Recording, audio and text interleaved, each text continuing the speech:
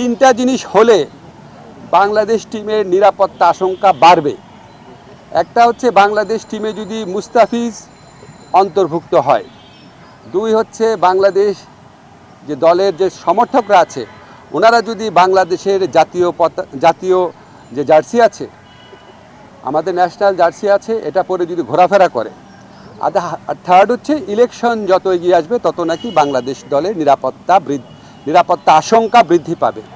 তো ICC security টিমের এই বক্তব্য সন্দেহাতীতভাবে প্রমাণ করেছে যে ভারতে বাংলাদেশ ক্রিকেট টিমের টি-20 বিশ্বকাপ খেলার কোনো রকম পরিস্থিতি নাই।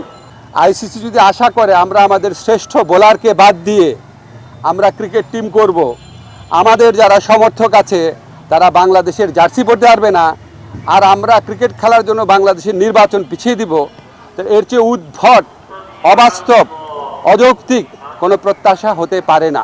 বাজার ব্যবস্থাপনার ভিত্তিতে একটা খেলার সম্পূর্ণ বা একটা টুর্নামেন্টের ভাগ্য নির্ধারিত হতে পারে না। আইসিসি যদি সত্যি গ্লোবাল অর্গানাইজেশন হয়ে থাকে আর আইসিসি যদি ভারতের কথায় উঠে আর না বসে, তাহলে অবশ্যই আমাদের টি-20 বিশ্বকাপে খেলার সুযোগ শ্রীলঙ্কাতে দেওয়া উচিত।